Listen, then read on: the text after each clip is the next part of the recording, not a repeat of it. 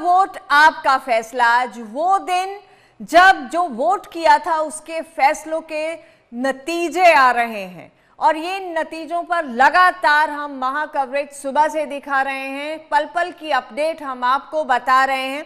आम आदमी पार्टी पंजाब में जो 4 सीटों पर उपचुनाव हुआ था, चारों सीटों पर इस वक्त जो ताजा अपडेट है आगे चल रही है। यूपी में बीजेपी 6 सीटों पर आगे, 3 पर समाजवादी पार्टी आगे चल रही है। और महाराष्ट्र में जिस पर सबकी निगाहें टिकी हैं, महाराष्ट्र में महायुति 150 सीटों पर आगे, महाविकास आघाड़ी 81 सीटों पर आगे और 2 सीटों पर अन्य आगे चल रहे हैं। झारखंड में बीजेपी और सहयोगी 38 सीटों पर आगे, जेएमएम और सहयोगी 23 सीटों पर आगे और यहां 81 सीटें हैं। तो आपको बता दें कि 81 सीटों से जो अभी तक के रुझान आ रहे हैं, बीजेपी को बड़ा फायदा होता हुआ दिखाई दे रहा है। और यही महाराष्ट्र बड़ा विधानसभा चुनाव, देश की निगाहें महाराष्ट्र के नतीजों पर भी टिकी हुई हैं कि महाराष्ट्र के नतीजे आगे की जो राजनीति है उसको कैसे तय करते हैं। तो महाराष्ट्र में महायुति 150 सीटों पर फिलहाल आगे चल रही है और महाविकास आघाड़ी 81 सीटों पर आगे और 2 पर अन्य। पंजाब में 4 सीटों पर उपचुनाव हुए थे, आम आदमी पार्टी चारों सीटों पर फिलहाल आगे चल रही है। मेरे साथ खास मेहमान डॉक्टर गुरमीत सिंह भी पंजाब से जुड़े हुए हैं, एक बार उनसे बात करेंगे। डॉक्टर गुरमीत जी, आप सुन पा रहे हैं मुझे? जी बिल्कुल सुन पा रहा हूं। गुरमीत जी, 4 सीटों पर उपचुनाव हुआ और अभी जो ताजा जानकारी आ रही है, आम आदमी पार्टी 4 सीटों पर अपनी बढ़त बनाए हुए है। तो जाहिर सी बात है कि ये भगवंत मान के लिए और अरविंद केजरीवाल या आम आदमी पार्टी के लिए बहुत अच्छी खबर है। वैसे तो देखिए, उपचुनाव जो होता है वो आमतौर पर सरकार का चुनाव माना जाता है, क्योंकि जिस पार्टी की सरकार होती है आमतौर पर ये ट्रेंड देखा जाता है कि वो उपचुनाव में जीत जाती है। क्योंकि एक तो उपचुनाव में सरकार के पास संसाधन है, फोकस करने का पूरा समय है, उनके पास स्टार प्रचारक होते हैं, सब कुछ है, तो वो भी एक कारण है। लेकिन इस बार खास बात ये भी रहेगी कि आम आदमी पार्टी सीटें छीन भी रही है, क्योंकि आप जानते हैं कि रंधावा साहब और राजा वड़िंग दोनों के जो परिजन थे वो चुनाव मैदान में थे और वो सीटें, यानी कि जो पिछला चुनाव हुआ था 22 में, उसमें दोनों ही सीटें जो हैं वो कांग्रेस ने जीती थी। तो अगर हम उस तरीके से देखेंगे तो जाहिर सी बात है कि आम आदमी पार्टी को वो कांग्रेस से वो सीटें छीन रही है। और पिछले लोकसभा चुनाव में क्योंकि कांग्रेस ने भी पंजाब में ठीक प्रदर्शन किया था इसी साल, तो इसलिए कांग्रेस के लिए फिर से ये एक सवाल बड़ा रहेगा अगर ये दोनों सीटें वो गंवा देती है। तो ये भी कहा जा रहा था डॉक्टर गुरमीत की 2 सीटों पर काफी कांटे की टक्कर है, गिद्दड़बाहा जहां से अमृता विरिंग हैं चुनावी मैदान में। लेकिन जो रुझान अभी फिलहाल आ रहे हैं, हालांकि फैसला अभी पूरी तरह से आना बाकी है मतदाताओं का, क्योंकि काउंटिंग अभी लगातार जारी है, लेकिन फिर भी आप कितना इसको कांटे की टक्कर से अब जो रुझान आ रहे हैं उसमें बदलते हुए देख रहे हैं? देखिए, बार बार मैं ये आगाह करता हूँ कि जो ईवीएम होती है उसमें कई बार एरिया वाइज खुलती है, वो मिक्सिंग नहीं होती है, तो कई बार बदल भी जाते हैं। बट और हो सकता है अगले 1-1.5 घंटा और आप उसमें देखें तो और क्लियर पिक्चर हो जाएगी। और क्योंकि शुरू में आप जानती हैं 8 बजे के बाद आमतौर पर जो चलन है वो ये है कि जो इलेक्ट्रल बैलेट वगैरह है वो काउंट होते हैं। तो उस दृष्टि से अगर मान लीजिए 8:30, 8:45 या 9 बजे अगर हम मान के चले तो अभी ज्यादा समय नहीं हुआ है, तो अभी बदल भी सकता है रुझान। लेकिन गिद्दड़बाहा में तो वैसे भी, क्योंकि भाजपा ने भी मनप्रीत बादल को चुनाव लड़ा रखा था, तो वो भी एक बड़ा नाम थे। लेकिन जाहिर सी बात है, जैसे मैंने कहा कि कांग्रेस के राजा वड़िंग जो लुधियाना सीट से, आपको मालूम है उन्होंने भारतीय जनता पार्टी में जो रवनीत बिट्टू जो आज मंत्री हैं उनको हराया था, तो एक बड़ा नाम है, प्रदेश अध्यक्ष भी है। तो उन्होंने अपनी पत्नी को टिकट दी, तो उनका जाहिर सी बात है कि अपनी जो गृह क्षेत्र होता है उसको बचाने की उन्होंने पूरी कोशिश की, बिल्कुल बचाना चाहते हैं। क्योंकि अल्टीमेटली नेताओं के लिए मैं हमेशा कहता हूँ सत्ता में आना जाना चलता रहता है, कोई पार्टी बाहर जाती है अंदर आती है, लेकिन अगर अपनी कॉन्स्टिट्यूएंसी, बहुत सारे ऐसे उदाहरण मैं आपको देश में दे सकता हूँ जहां पर जो नेता हैं वो अपनी कॉन्स्टिट्यूएंसी से कभी नहीं हारते या उनका परिवार अपनी कॉन्स्टिट्यूएंसी से कभी नहीं हारता। उदाहरण के लिए अब आदमपुर में हरियाणा में भजन लाल परिवार हारा, लेकिन उससे पहले 56 वर्ष तक, मतलब जब से हरियाणा बना वो कभी हारे ही नहीं। बिल्कुल, तो वो एक बहुत बड़ी चीज होती है राजनीति में। तो अगर लेकिन अभी फिलहाल तो राजा वड़िंग का जो स्टेक है वो भी, क्योंकि प्रतिष्ठा दांव पे लगी होती है जब आपको अपना गढ़ बचाना है, तो ऐसे में अभी जो टक्कर देखने को मिल रही है, डॉक्टर गुरमीत, आप क्या देख रहे हैं? नहीं, अगर जो आपने रुझान बताया, अगर वो रुझान मेंटेन रहता है और सही रहता है तो निश्चित ही फिर आम आदमी पार्टी कांग्रेस से सीट छीन लेगी। और अगर वो कांग्रेस से सीट छीन लेगी तो राजा वड़िंग की जो व्यक्तिगत प्रतिष्ठा वाली बात है उसको भी ठेस तो पहुंचती है। बाकी राजनीति में देखिए खत्म तो कोई नहीं होता, नहीं चलता नहीं, रहता है। बिल्कुल। 2.5 साल का समय तो ऑलमोस्ट 2.5 से ज्यादा बीत ही चुका है सरकार को। तो हाँ। आप जानती हैं कि अब लगभग आधा सरकार से, आधे से थोड़ा ज्यादा ही मान के चलिए। तो उस दृष्टि से दोबारा भी चुनाव आएंगे ही विधानसभा के। ये जो विधानसभा उपचुनाव है, ये तो जो भी एमएलए बनेगा वो 2.5 साल के लिए बने, 2 साल के लिए बनेगा। तो इसलिए दोबारा भी वो जोर आजमाइश करेगा।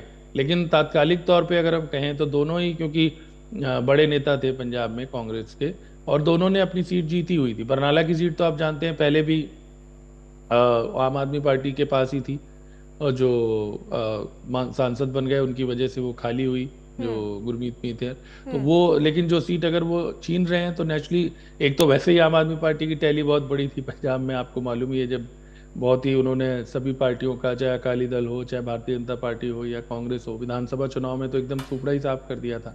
और उसके बाद अब लोकसभा अभी चुनाव जब हुए, ये जो 4 उपचुनाव के नतीजे क्या आगे की कोई राजनीतिक प्रतिष्ठा को जो है वो तैयार करते हुए, भूमि को तैयार करते हुए नजर देखिए आएंगे? पिछले काफी समय से जिसे बोलते हैं चिप्स डाउन होना, मतलब आम आदमी पार्टी के लिए, सरकार के लिए कई तरह की अटकलें लगती रहती थी। कभी चेंज करने की लगती थी, कभी कुछ लगती थी। ये हो रहा था कि सरकार ठीक से चल नहीं पा रही आम आदमी पार्टी की, भगवंत मान की। लोकसभा चुनाव में भी आप जानते कि बहुत सारी सीटों पर उनको हार भी देखनी पड़ी। कांग्रेस का प्रदर्शन अपेक्षाकृत बेटर रहा। तो उस दृष्टि से एक जिसे बोलते हैं उनके लिए एक रिलीफ की बात रहेगी कि जिसे कहते हैं एक ब्रीदिंग स्पेस मिलेगा। कि आगे वो अब कैसे रणनीति बनाते हैं वो अलग बात है। लेकिन बाई इलेक्शन का भी, कि जैसे मैंने कहा कि आमतौर पर तो आप किसी भी राज्य में देखेंगे ज्यादातर जगहों पर बाई इलेक्शन सरकार के साथ जाता है। मतलब सरकार उसको निकाल लेने में कामयाब हो जाती है, अनलेस बहुत ज्यादा नाराजगी ना हो। तो उसमें कोई बहुत बड़ा वो नहीं हम मान सकते कि बहुत बड़ी उपलब्धि होगी आम आदमी पार्टी के लिए। लेकिन एक रिलीवर जरूर, अगर मान लीजिए लेकिन ना आती, डेफिनेटली चुनाव के नतीजे चाहे वो एक ही चुनाव के हों, एक बूस्टर डोज के रूप में जरूर काम करते हैं। बूस्टर होते हैं। और अगर सत्तारूढ़ दल हाँ। हार जाए उपचुनाव में तब वो बहुत ज्यादा सेटबैक माना जाता है, क्योंकि फिर विपक्षी ये कहने लगते हैं कि भाई विश्वास खो चुकी है सरकार। तो अगर आज वो चारों सीटें निकाल लेते हैं, जिसका अभी आपने ट्रेंड का जिक्र किया, हो सकता है कुछ बदलाव भी आ जाए अब आने वाले 1-2 घंटे में। लेकिन अगर हम अभी इस मूवमेंट की बात करें और उसमें आम आदमी पार्टी अगर चारों सीटें निकालती हुई दिख रही है, तो फिर वो आम आदमी पार्टी के लिए और भगवंत मान के लिए बड़ी राहत की खबर है। वैसे भी आपको मालूम है इसके बाद दिल्ली का चुनाव सिर पर है, जो बिल्कुल इमीडिएट है पंजाब। बिल्कुल। तो तो उसके लिए ऐसे भी आम में आदमी कहीं ना पार्टी कहीं थोड़ा, वो एक पैटर्न और एक बूस्टर के रूप में काम करेगा कि ये बिल्कुल होता है, उपचुनाव, हाँ, बिल्कुल होता है। कार्यकर्ताओं के जैसे लिए। जैसे हरियाणा में कांग्रेस हार गई और भारतीय जनता पार्टी ने अप्रत्याशित जीत हासिल की, तो ये बात कही जाने लगी कि हाँ, इससे महाराष्ट्र में, झारखंड में भी उनके वर्कर्स का जो मनोबल है वो बढ़ेगा। जी। तो हालांकि उसका कोई सीधा संबंध नहीं है हरियाणा से, लेकिन एक मनोबल वाली बात रहती है। ऐसे ही अगर और वो पंजाब में मनोबल हम देखते हुए भी देख रहे हैं हरियाणा में, दिख जिस रहा है, तरह हाँ, से वो जो बीजेपी ट्रेंड ने बड़ी जीत हासिल की, उसके बाद जो महाराष्ट्र के अभी तक के रुझान आ रहे रुझान हैं है डॉक्टर गुरमीत, वो एकदम से चौंकाने वाले हैं। और जो संकेत मिल रहे थे, 150 सीटों पर महाराष्ट्र में महायुति आगे चल रही है और महाविकास आघाड़ी 81 सीटों पर आगे और 2 पर अन्य, एक बड़ा बूस्ट यहां बीजेपी को मिलता हुआ दिखाई दे रहा है। निश्चित ही आम आदमी, ये अपने महाराष्ट्र का, क्योंकि बहुत इंपॉर्टेंट स्टेट है, आप बहुत जानती है, इंपॉर्टेंट आर्थिक चुनाव, बिल्कुल। कैपिटल उसको बोलते हैं। और वहां पर हालांकि कोई डायरेक्ट फाइट नहीं है, दोनों में गठबंधन थे, अलग अलग पार्टियां थी।